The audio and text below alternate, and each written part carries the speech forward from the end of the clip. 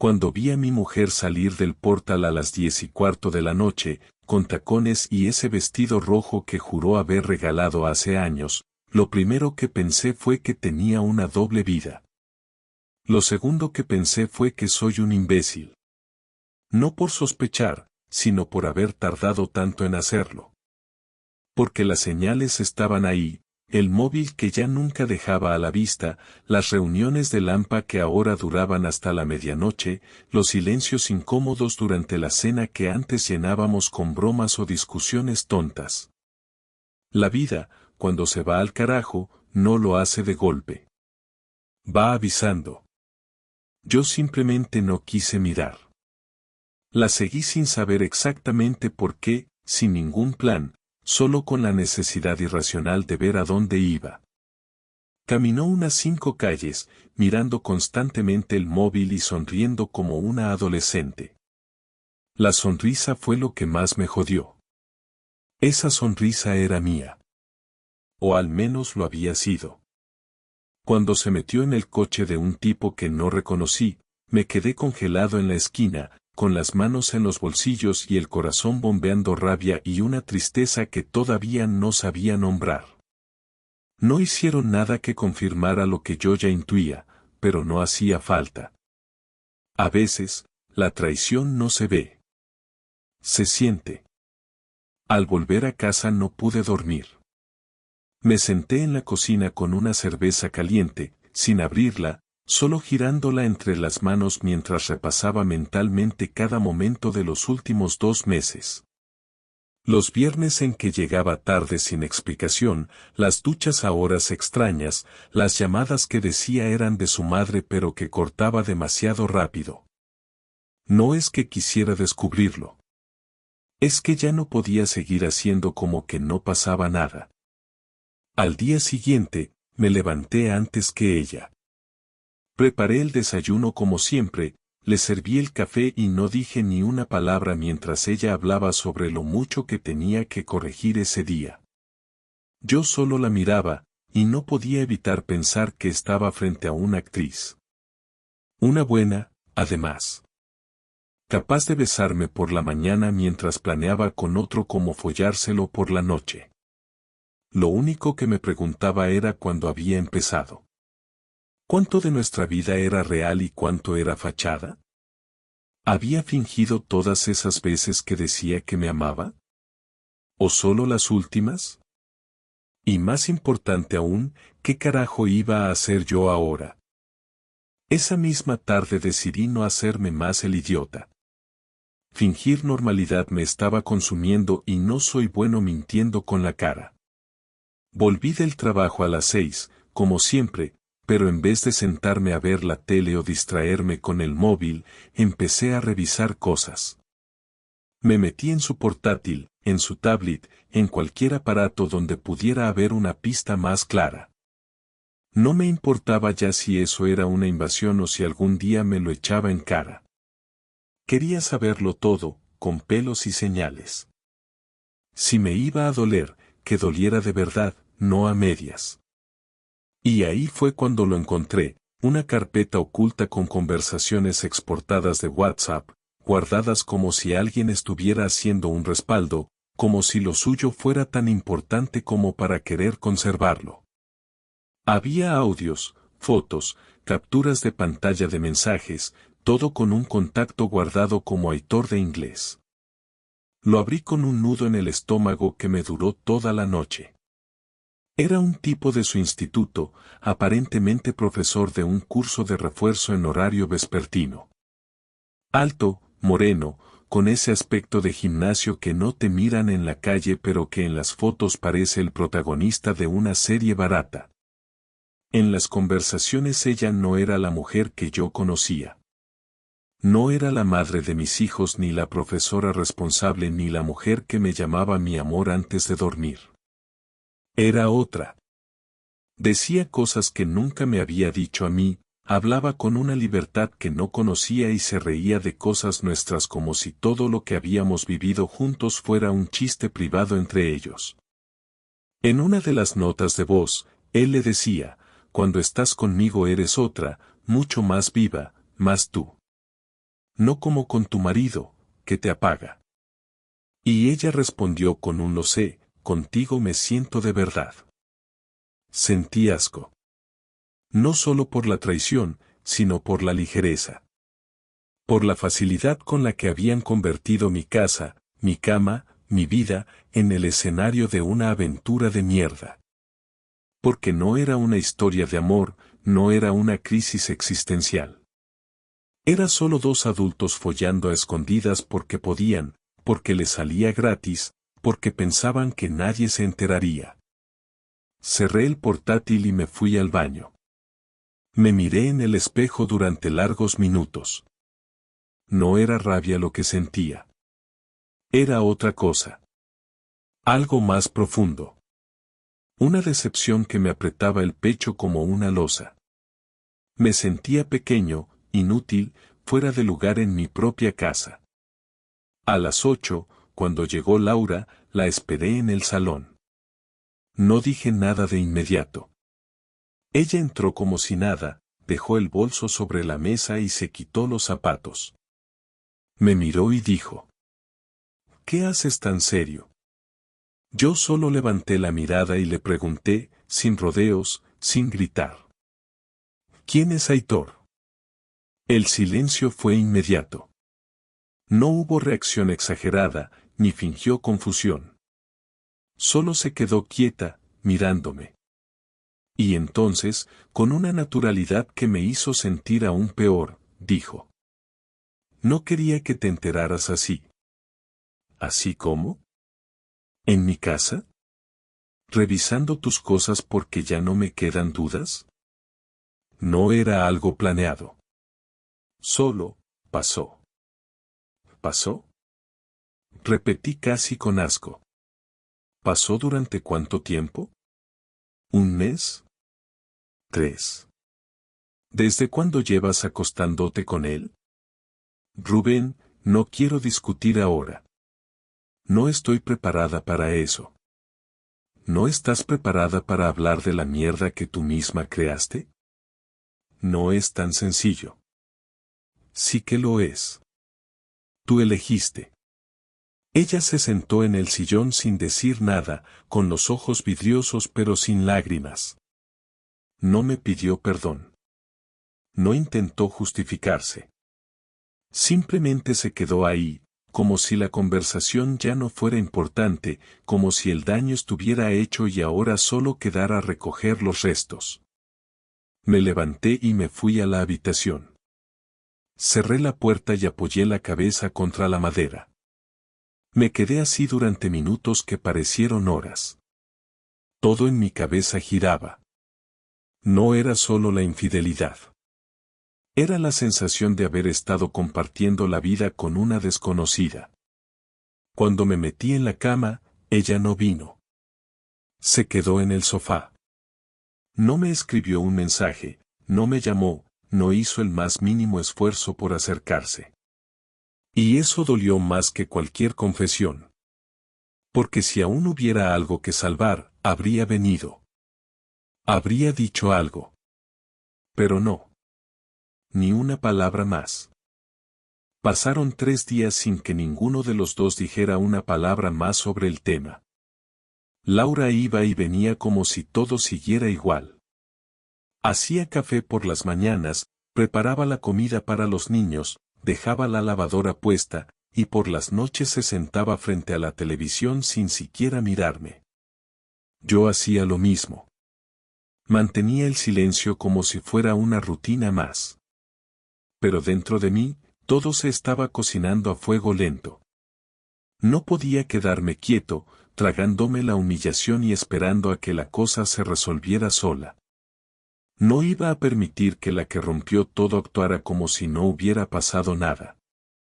Y esa misma noche decidí que era hora de hablar claro, aunque doliera, aunque la conversación terminara con gritos o con portazos. Ya no quería ser un espectador. Esperé a que acostara a los niños. Cuando volvió al salón, le apagué la tele con el mando desde mi sitio y ella me miró sin moverse. Necesito que hablemos, Y no quiero que me pongas cara de víctima, le dije sin levantar la voz, pero sin espacio a dudas.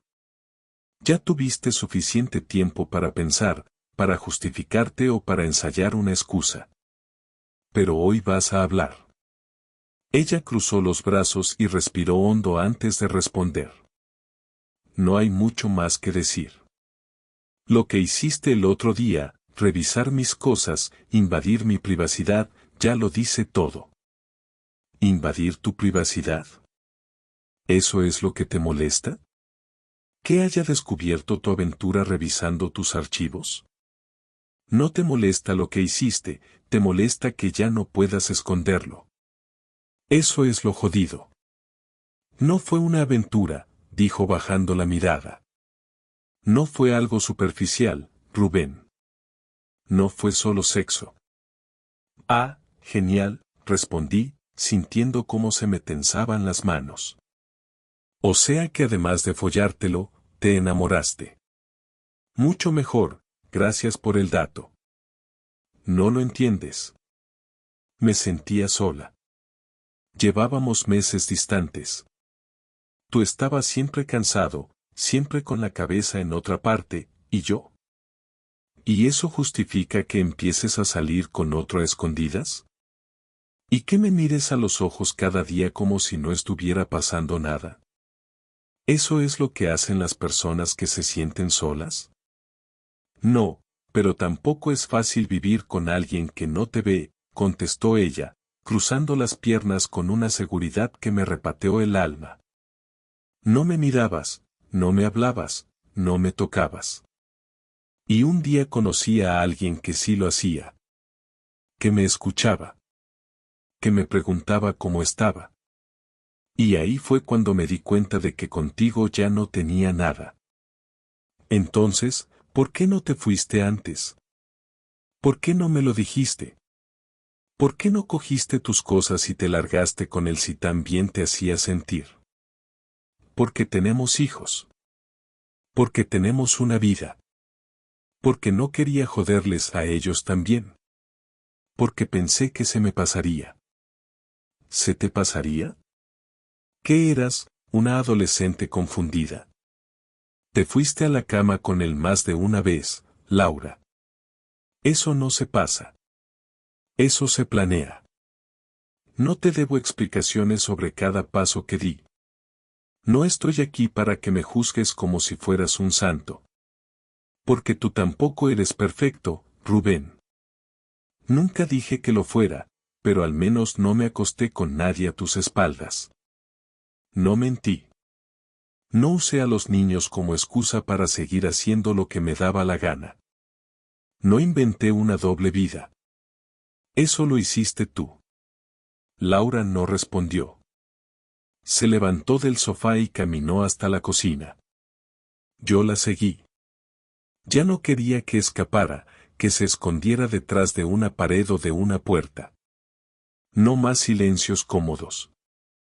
Tenía que terminar lo que habíamos empezado. Tenía que escuchar todo, por muy mierda que fuera. ¿Lo sigues viendo? Pregunté mientras ella abría el grifo. No, dijo sin girarse. Se acabó hace días. Antes de que te enteraras. ¿Lo dejaste tú o te dejó él? Fui yo, respondió, girándose al fin. No porque quisiera salvar lo nuestro, sino porque entendí que me estaba metiendo en algo que no podía controlar. Me estaba dejando llevar y no quería eso. No quería acabar haciéndolo todo aún peor. Ya lo hiciste peor. Ya no queda nada entre nosotros. Ni respeto, ni confianza, ni siquiera rabia. Solo decepción. Entonces, ¿qué quieres hacer? ¿Me echas? ¿Te vas tú? No lo sé. Pero lo que sí sé es que no puedo seguir viviendo como si nada. No puedo desayunar contigo como si no te hubieras acostado con otro mientras me decías que me querías. No puedo seguir durmiendo en la misma cama sin sentir que comparto sábanas con una extraña.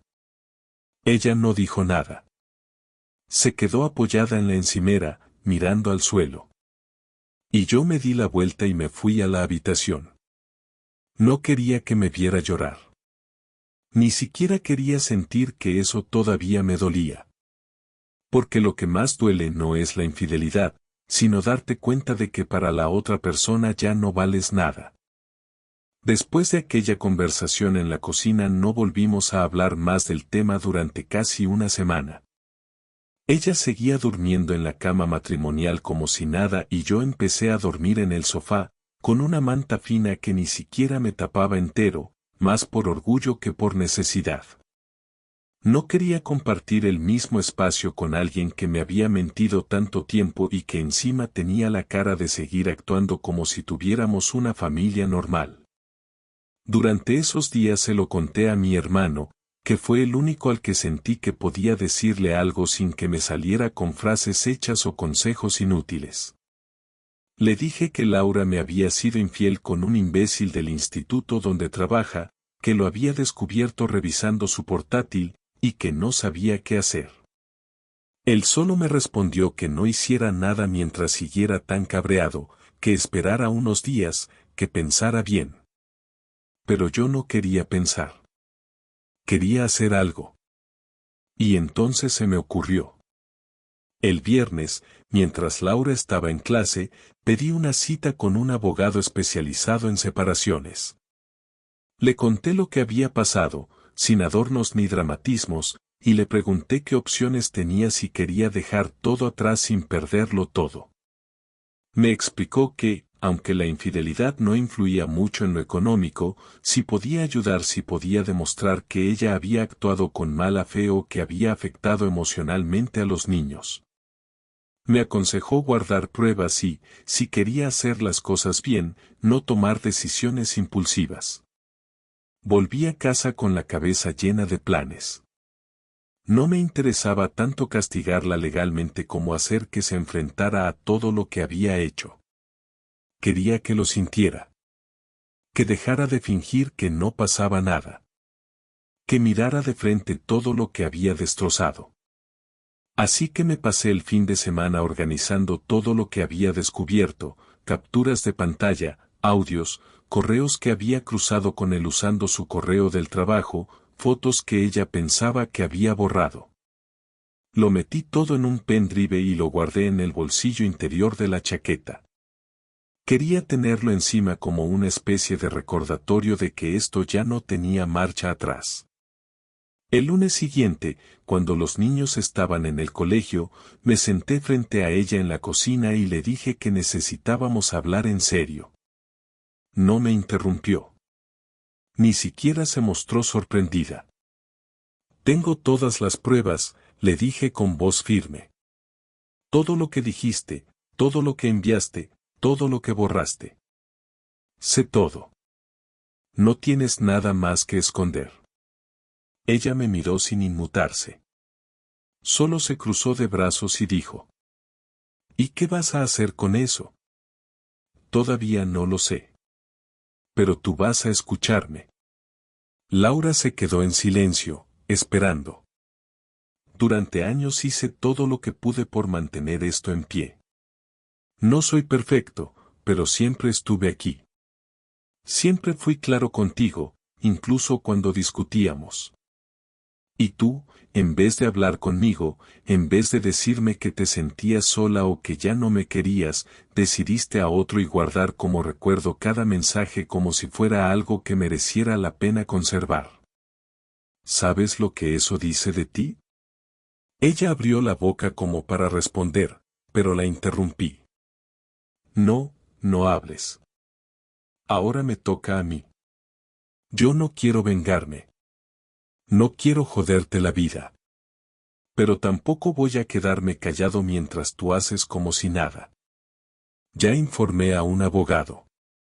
Estoy valorando mis opciones. Y si me entero de que vuelves a verlo, aunque sea para tomar un café, te juro que no me voy a quedar de brazos cruzados. Laura me miró con una mezcla de sorpresa y rabia. No lo estoy viendo. Ya te lo dije. No confío en lo que me digas. No después de cómo me has mentido. ¿Y qué esperas que haga ahora? ¿Quieres que me arrodille? ¿Que te suplique? ¿Que te diga que te amo y que fue un error? No lo voy a hacer, Rubén. No espero nada de ti. De hecho, eso es lo que más duele. Que ya ni siquiera tengo expectativas contigo. Me levanté y salí de la cocina. Me fui al cuarto de los niños, me senté en la cama de mi hijo y me quedé allí mirando al suelo, sin saber cuánto tiempo pasó. Tenía la mandíbula apretada y las manos cerradas en puños. No lloré. Ya no me salían las lágrimas. Estaba seco por dentro. Lo único que sentía era una mezcla entre agotamiento y asco. No solo por ella, también por mí. Por haber llegado tan lejos con alguien que no merecía ni un día de mi vida. Esa noche me fui a dormir sin decirle una palabra más. Y por primera vez desde que descubrí todo, sentí que estaba recuperando el control. La decisión final la tomé 2 días después, cuando llegué a casa y la vi en el salón hablando por videollamada con alguien. No era nada sospechoso al principio, porque el portátil estaba girado hacia la pared y ella hablaba bajo, como si no quisiera molestar. Pero al acercarme, notó mi presencia y cerró la tapa con una rapidez que ya no podía disimular. No dije nada, no grité, no exigí explicaciones.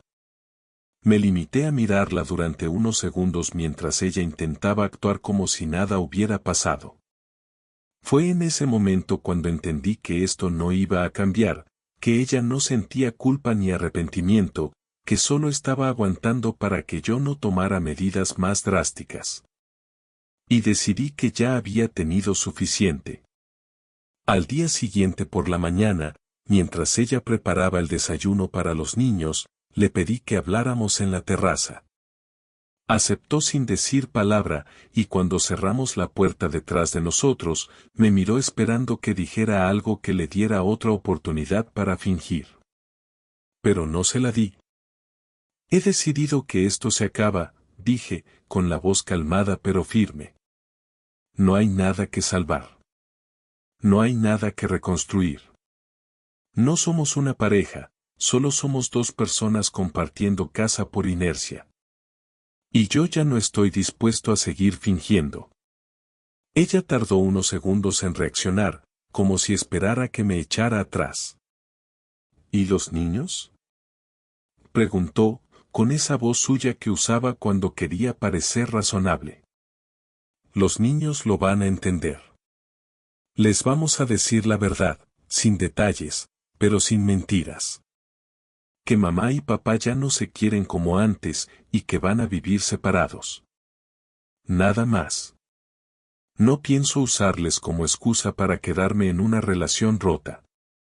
No estoy lista para separarme, respondió, bajando la mirada por primera vez en días. Yo tampoco lo estaba para que te acostaras con otro, y eso no te detuvo. No dijo nada. Solo se quedó allí, con los brazos cruzados, como si no supiera qué hacer. Yo sí lo sabía. Esa misma tarde pedí el cambio de cuenta en el banco, separé los pagos de los servicios, hablé con un agente inmobiliario para que valorara el piso, y contacté al abogado para iniciar el proceso. Todo sin avisarle. Quería dejarlo claro, no estaba pidiendo su opinión, estaba informándole de lo que iba a pasar. Ya no se trataba de recuperar nada. Se trataba de cerrar esta etapa de una vez por todas. Esa noche, cuando le dije que ya había iniciado todo, se sentó a la mesa sin tocar la comida. Los niños no entendían por qué el ambiente estaba tan tenso, pero tampoco preguntaron. Y después de cenar, cuando ya estaban en sus habitaciones, Laura vino al salón donde yo estaba viendo la televisión y se sentó frente a mí. No llevaba cara de víctima ni de persona dolida. Llevaba esa expresión de alguien que sabe que ya no hay nada que hacer, pero que necesita decir algo antes de que todo se acabe. No te odio, dijo. Sé que no tiene sentido decirlo ahora, pero no lo hice por hacerte daño. No fue venganza, ni despecho, ni aburrimiento. Fue confusión. Estuve perdida, y no supe cómo salir. Lo sé. Pero eso no cambia nada. Que no fuera con mala intención no significa que no destrozaras todo. Me traicionaste, y lo sabías. Y aún así, seguiste. ¿De verdad no quieres intentarlo de nuevo? ¿Ni siquiera una vez? ¿Para qué? ¿Para volver a mirar hacia otro lado? ¿Para dormir con alguien en quien no confío? No quiero eso. Y tú tampoco lo quieres. Solo tienes miedo de estar sola. Ella asintió sin discutir. No lloró, no suplicó, no hizo ninguna escena. Solo se levantó y se fue a la habitación. Me quedé allí un rato más, respirando hondo, sintiendo por primera vez en semanas que todo empezaba a tener sentido. No estaba feliz, pero estaba tranquilo. Ya no tenía que esperar más explicaciones, ni buscar más pruebas, ni fingir ante nadie. Ahora solo quedaba seguir adelante, cerrar esta etapa y empezar otra, por mí y por los niños. Una semana después de haberle dicho a Laura que todo se había acabado, me senté con los niños en el comedor y les expliqué lo que iba a pasar. No fue una conversación larga ni adornada. Les dije que mamá y papá habían tenido muchos problemas, que ya no podían seguir viviendo juntos, pero que eso no iba a cambiar lo mucho que los queríamos ni lo que haríamos por ellos. Se lo tomaron con esa mezcla rara de tristeza y madurez que a veces tienen los niños cuando entienden más de lo que aparentan. No hicieron demasiadas preguntas, solo querían saber si iban a seguir en la misma escuela y si podrían vernos a los dos. Les prometí que sí, y con eso pareció bastarles por ahora. Cuando se fueron a sus habitaciones, me quedé solo en el comedor un rato más, en silencio, sabiendo que lo más difícil aún estaba por llegar. El proceso de separación fue rápido. Ambos firmamos los papeles sin pelear demasiado. Laura no puso problemas con la custodia compartida, quizás porque sabía que había cruzado una línea demasiado obvia como para pelear por mantener una imagen que ya no tenía sentido. Dividimos las cuentas, pusimos el piso a la venta y comencé a buscar un pequeño apartamento cerca del colegio de los niños. No quería que sintieran que estaban perdiendo su rutina además de su familia. Durante esos días, apenas cruzábamos palabras fuera de lo estrictamente necesario. Todo era mecánico, práctico, frío. No había reproches, pero tampoco había perdón. Había una especie de tregua, como si estuviéramos agotados de todo y solo quisiéramos terminar con esto de la forma más limpia posible. El día en que me fui definitivamente fue un martes por la tarde. Ella no estaba en casa. Los niños se habían ido a casa de sus abuelos, y yo aproveché para empacar lo que me faltaba. No era mucho. Un par de maletas, algo de ropa, unos libros, el portátil, y una caja con cosas personales que no quería dejar atrás. Dejé las llaves sobre la mesa del salón junto con una nota breve, no por cortesía sino por cierre. Decía simplemente, ya me he ido. Te deseo suerte. Cuida de ellos. No esperaba respuesta. Tampoco la buscaba. Esa noche, en mi nuevo apartamento, abrí una cerveza y me senté en el suelo, porque aún no tenía sofá. No sentía alivio. Tampoco tristeza. Solo cansancio. Una especie de vacío que no dolía, pero que tampoco dejaba respirar del todo. Pensé en lo que había pasado, en lo rápido que se había derrumbado todo, en lo poco que había bastado para tirar por tierra más de una década de vida en común. Y también pensé en lo que venía ahora. En cómo iba a reconstruir algo parecido a una vida normal, sin rencores pero también sin prisa por volver a confiar en nadie. Unos días después, Laura me llamó. Era sábado por la mañana y los niños estaban conmigo. Me pidió que si podía pasar por su casa a recoger unas cosas que se había olvidado en el maletero de mi coche. Le dije que sí, que viniera. No tenía nada que ocultar, y los niños estaban viendo dibujos en el salón. Cuando llegó, no entró. Se quedó en la puerta, esperando a que bajara. No parecía ni triste ni enfadada, solo tensa, como si no supiera si debía hablar o irse directamente. Gracias por dejarme pasar, dijo, mirando hacia otro lado. No hace falta que agradezcas nada, respondí, entregándole la bolsa. Quería decirte algo, añadió, sin moverse. No sé si te importa, pero necesito decirlo. Dilo. No espero que me perdones, ni que lo olvides. Tampoco quiero justificar lo que hice. Pero sí quiero que sepas que me duele haber destruido todo. Me duele lo que te hice, y me duele lo que hicimos con lo que teníamos. No era un plan, no fue algo calculado, y si pudiera retroceder, lo haría. Eso no cambia nada, le dije sin tono, sin dureza. No me interesa el arrepentimiento cuando ya no hay forma de volver atrás.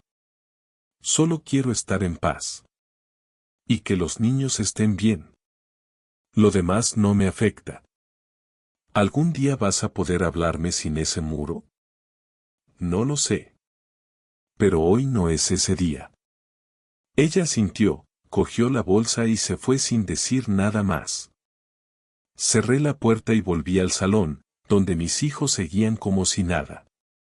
Me senté con ellos, abrí una bolsa de patatas y pasé el resto del día viendo dibujos animados como si ese fuera mi plan desde el principio.